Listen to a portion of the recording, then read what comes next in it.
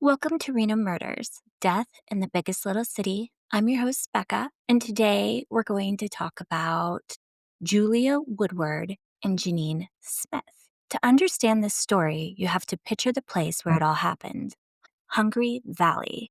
It's just north of Reno and Sparks. It's about 15, 20 miles from my own house. Hungry Valley is part of Pyramid Lake Paiute Reservation, stretching between Lemon Valley and the high desert basin that leads out towards Pyramid Lake. It's rugged land, sagebrush, rocky outcroppings, dusty trails carved out by off-roaders and wild horses. Tons of wild horses, by the way. It feels empty, isolated. In 1970s, Hungry Valley was remote, enough to hide things, to bury secrets. And that's exactly what happened in 1979. Julia Ann Woodward was 21 years old, born and raised in San Rafael, California. She grew up just north of San Francisco Bay, a place of redwood groves, quiet neighborhoods, and opportunity. Friends and family remember Julia as adventurous, independent, but restless. A young woman eager to step out into the world and carve her own path. She did have a streak of boldness, the kind that pushed her to take risks and to see what was out there. I know how that feels because I had that too. But she was also warm and outgoing, with the early 20s mix of excitement and uncertainty, trying to figure out where she belonged and what came next. In early 1979, Julia made a decision. She would leave San Rafael in search of something new. She told people she was planning to look for work in Nevada, possibly around Reno or Lake Tahoe. Resorts and casinos were booming in those years, with jobs for people willing to work hard, and for someone like Julia, Nevada represented possibilities. On February 1st of 1979, Julia was last seen alive at San Francisco International Airport. A friend dropped her off at the terminal. That was the last confirmed sighting of her. What we do know is that she never made it back. For nearly 2 months, Julia was missing. Then, on March 25th of 1979, hikers exploring the remote canyons of Hungry Valley, about 15 miles north of Reno, stumbled on something terrible. Julia's body lay in a shallow grave. She had been bludgeoned to death. Investigators reported that her hands were bound, one ankle cinched with a plastic zip tie. Her eyes were sealed shut with Band-Aids, a makeshift blindfold meant to rob her of sight, to terrify her in those last moments. Some of her clothing was missing, along with her identification. One of her shoes was gone. The discovery was brutal. Investigators at the time believed the killer was methodical, someone who wanted control. Covering the eyes, restraining the body, it spoke to a predator who didn't want to just kill, but to dominate. For Julia's family back in San Rafael, the news was devastating. They had clung to hope for nearly 2 months, imagining maybe she'd call. Maybe she was just delayed. Maybe she had found work, but was just too busy. Instead, they were told she was buried in the Nevada desert. Her young life had ended violently and senselessly. But for the Woodward family and Reno investigators, the nightmare was only just beginning. Just a few months after Julia Woodward's body was found in Hungry Valley, another young woman's story emerged, and this one hits even closer to home because Jeannie Smith was a Reno local. 17-year-old Jeannie Lee Smith was part of Reno's working-class youth. She lived in town, and like so many kids on the edge of adulthood, she was balancing a job, her friends, and her own ambitions. Jeanine worked at the brand new Circus Hotel and Casino, which had just opened a year earlier. At that time, it was 1978. Circus was Reno's newest family-oriented casino attraction. Bright lights, circus acts, carnival games, and a steady stream of tourists. For a 17-year-old like Jeanine, it meant steady work and a paycheck. She wasn't a high roller or a gambler. She was a kid doing shift work, helping the circus-themed casino run. Her job was part of the big Reno economy that evolved around gaming and entertainment, the kind of jobs young people took while they figured out what came next. Friends later said Jeanine was outgoing, a little tough, but had a really big heart. She could hold her own, but she was also still just a teenager. Let's remember, she was only 17, so she was trying to learn how to navigate an adult world. On the night of October 28th in 1978, Jeanine left Circus at the end of her shift. She told a friend she was heading out to meet a man named Chuck. She said the plan was to buy some cocaine from him, a detail that might sound shocking, but in the nightlife of 1970s Reno, drugs circulated easily, especially around casinos. And let's remember, while not every 17-year-old was wanting to do cocaine, there's always a lot that are. That was the last time anyone saw Jeanine alive. She never came home. Her family reported her missing, but like many missing young women at the time, the case didn't make big headlines. And as I'm sure you're noticing, the 1970s and the 1980s, Reno was a real hotspot for missing young ladies and even men. Over a year later, on November 2nd, 1979, hunters in Lemon Valley, an isolated desert stretch just north of Reno, stumbled on human remains. The body had been reduced mostly to bone. The Washoe County Sheriff's Office confirmed it was Jeanine. Her remains were buried in a shallow grave, and the forensic details were grim. She had been killed by blunt force trauma to the head. Her clothing was disturbed. Investigators noted her zipper had been forced open. One shoe was missing. Some of her personal items, including identification, were gone. Even more chilling, there were indications that her eyes had been covered, possibly with some sort of tape or bandages, just like in Julia Woodward's case. The similarities were undeniable to investigators. Think about it. Julia's body had been found in Hungry Valley, March of 1979. Jeanine's body was discovered just 8 months later in Lemon Valley, not far from each other. The two graves were barely 1 mile apart. Both young women had been restrained. Both had been bludgeoned. Both had items of clothing and personal effects missing. To investigators, it looked like the same predator. But in 1979, without DNA technology or modern forensics, they couldn't make a leap from suspicion to proof. So Julie's case stayed unsolved, and Jeanine's case stayed cold. 4 decades. The cases of Julia and Jeanine, they sat silent. After Julia's body was discovered in Hungry Valley in March, her family pressed authorities for answers. They wanted names, arrests, some kind of justice, but nothing came. Meanwhile, Jeanine's disappearance barely made headlines. She was a Reno girl, only 17, and she vanished. When her skeletal remains were found in Lemon Valley later that year, the crime scene, of course, echoed Julia's.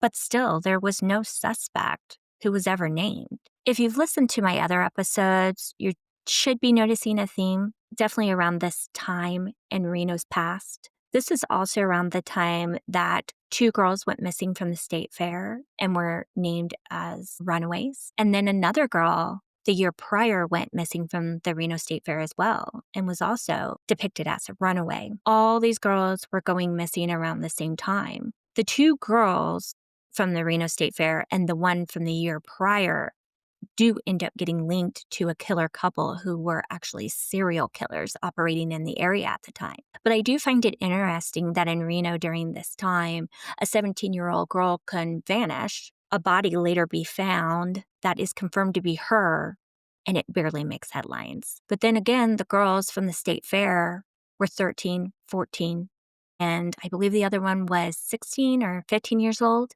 and they labeled them runaways. I don't think investigators were doing everything they could, or if they were, maybe they were just understaffed and overwhelmed. You can only speculate. By the early 90s, both cases were boxed up and filed away in Washoe County's evidence room. Paper files grew yellow, witnesses moved on, and the detectives retired. The Woodward and Smith families were left with rumors, unanswered questions, and the kind of grief that never dulls.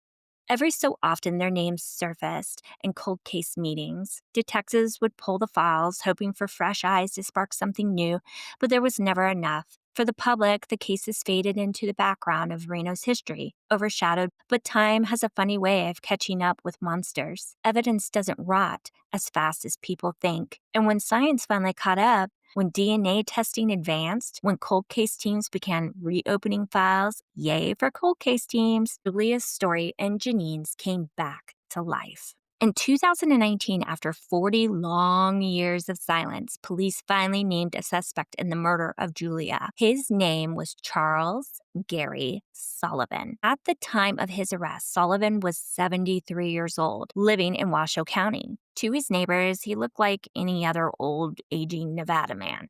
He was quiet, he was gruff, mostly keeping to himself. He had a wife who publicly stood by him, by the way, insisting the system was wrong. He blended into the landscape of retirees, ranchers, and working class folks who lived in the high desert area around Reno. But Sullivan's past told a very different story. Charles Gary Sullivan was a Nevada native with deep roots and ties to the region. In the 70s, he lived and worked around Reno, known in certain circles as a man who had a taste for control, especially over women. His criminal record was spotted with accusations of sexual assault and violence. Some of these cases never went to trial. Others ended up being dropped or reluctant witnesses. Several women over the years described encounters with Sullivan that followed the same disturbing pattern. He would lure them with promises of drugs, alcohol, sometimes just a ride. He would bind them with restraints, often zip ties or ropes. He would blindfold them, sometimes with medical tape or even band-aids pressed over their eyes. And then he would assault them, leaving them terrified, humiliated, and discarded. Court records later revealed that at least 3 separate women accused him of attacks that mirrored the way Julia had been found in Hungry Valley. It was a pattern so specific that prosecutors later said it was his signature. Sullivan continued working as a contractor and handyman. I'm so sorry to any handyman out there, but how many times have you heard about a handyman who was a murderer? Way too many times. I'm sorry. It's starting to freak me out about handymen. Anyways, moving between Nevada and Arizona back and forth where he was working, he lived what seemed like a low-profile life, especially at his age. In 2007, his name popped up again when another woman reported he had tied her up during an encounter, but like the earlier cases, never stuck in court. By this time, Sullivan was in his 60s, appearing like a retiree, but still keeping the same disturbing behaviors under the surface. When Sullivan's name came back up in 2019, investigators immediately thought he was connected to more than one case. They had the evidence from Julia Woodward's murder in Hungry Valley. Details matched Sullivan's known behavior with other women, which had been documented numerous times at this point. Then there was Jeannie Smith, whose remains were found only a mile away. The similarities were way too close to ignore, so law enforcement quietly admitted they believed Sullivan was likely tied to multiple disappearances and murders in northern Nevada from that era. Julia Woodward's case was the one that they could prove, though. So Jeannie Smith's case and perhaps others, sadly, never had enough physical evidence or DNA to reach a courtroom. The short answer is science, right? 1979 DNA testing didn't exist. So we all know this, and we all are now seeing all of these crimes come to light in this last 5 years or so. And it's just exposing all of these murderers. Really good to see that this is bringing these murderers out of the woodwork, these people who have continued to live within our society and go on with their lives while they've taken others. Investigators could only rely on fingerprints, eyewitnesses, and confessions. So Sullivan was slippery back then. He intimidated a lot of victims, and without airtight evidence, prosecutors couldn't make the charges stick. As I mentioned, a lot of these victims dropped the charges. What does that tell you? He was definitely intimidating some victims. As time passed, evidence sat in boxes, as I had discussed, but when Nevada and other states began reviewing all these unsolved homicides using the modern DNA analysis, of course, Julia's file was pulled again. And that's when that forensic evidence, combined with the testimony of the women who had survived Sullivan's assaults, could finally close that gap. Now, in 2019, Sullivan was arrested in Sierra Vista, Arizona, where he had been living part of the time. The FBI and Washoe County investigators coordinated to bring him in. When the news broke, headlines described him as a retired contractor, a man who had seemed ordinary for decades. But to law enforcement, he was a predator who had simply aged out of suspicion. Prosecutors filed an open murder charge for Julia Woodward's case, confident they could finally connect him to her death. Even at 73, Sullivan's arrest carried weight, proved that predators cannot always hide behind time, that even decades later, the desert still gave up its secrets. You can't help but wonder, did this person really just stop killing and raping for decades? And most likely, no, because you've got several decades there where he was probably still fit enough to carry out this sick behavior. Since Julia Woodward wasn't the only girl buried in the desert, Jeannie Smith's family and the families of the other women who disappeared in northern Nevada during the late 70s, they're still waiting for justice. Prosecutors painted a grim picture for the jury. They explained how Julia Woodward had been found in Hungry Valley. Her hands were bound, her eyes sealed with the band-aids, her body dumped in the shallow grave. The injuries showed how she had been bludgeoned to death. They laid out Sullivan's pattern of behavior, how multiple women had accused him over the years of luring them out, binding them, blindfolding them, and leaving them vulnerable. But as the trial date neared, time had eroded parts of this case. Witnesses had grown old. Evidence was limited to what had survived 40 years in storage. Prosecutors faced the same challenge all cold cases do, proving guilt beyond a reasonable doubt for decades of silence. In June of 2023, Sullivan entered a no contest plea to second-degree murder in Julia Woodward's case. A no contest plea means he didn't admit guilt, but he accepted conviction and punishment as if he had. For the Woodward family, it was a bittersweet moment. On one hand, there would finally be a conviction. Julia's name would not set in the cold case files anymore. On the other hand, Sullivan was not admitting what he had done, not speaking Julia's name in responsibility. And that left a raw wound. The judge sentenced Sullivan to 15 years in prison, with the possibility of parole after 5. For a man already in his 70s, it could have been a life sentence. But for Julia's family, it felt too light for the brutality of the crime. Julia's loved ones told the court that nothing could bring her back, but at least her case was no longer forgotten. Just a year later, in June 2024, Sullivan went before the Nevada Parole Board.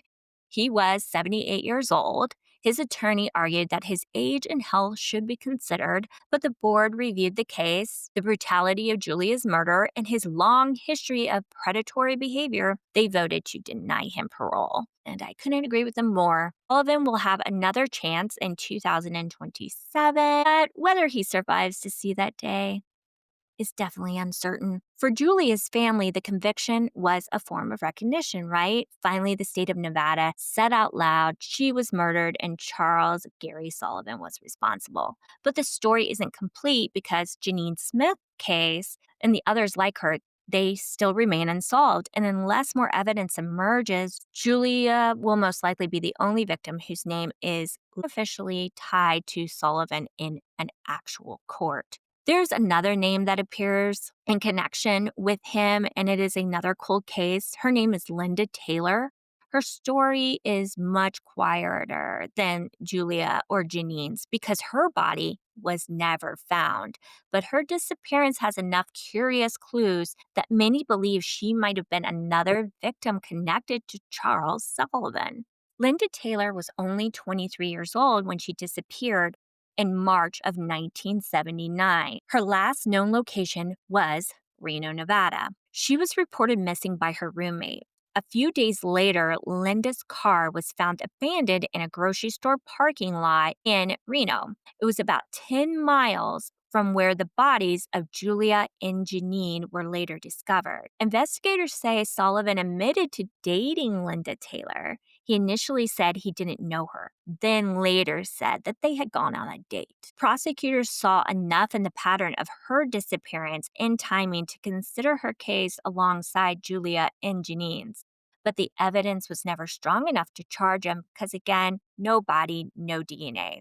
When you look at that long shadow Charles casts over Reno in the 70s, in the 80s, and beyond, it's clear he wasn't just a man who killed once.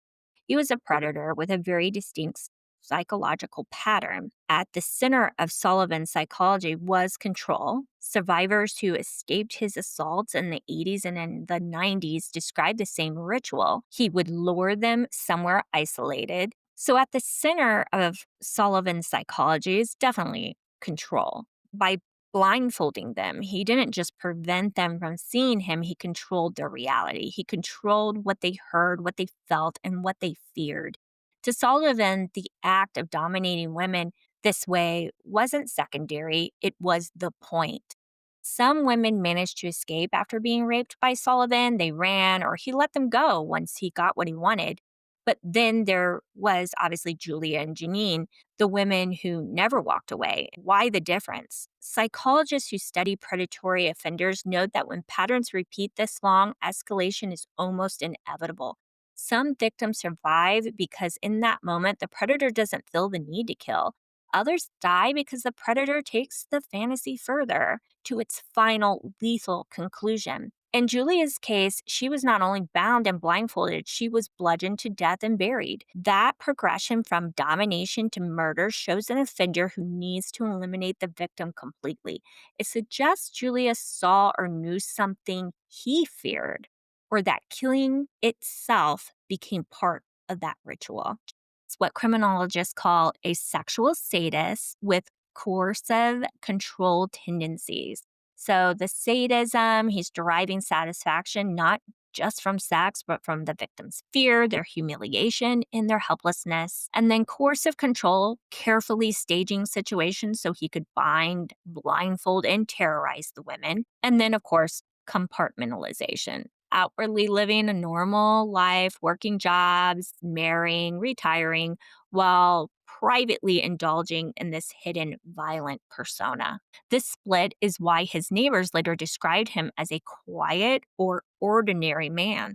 That mask of normalcy, of course, helped him offend for decades without going to prison. The truth is, Sullivan's victims often weren't believed. Some were too traumatized to testify, others feared retaliation. Some women escaped, some women vanished, and no one could nail him down until 40 years later. To understand Sullivan is to see the cold calculation of a predator who didn't act on impulse. He prepared, he planned, he ritualized his control.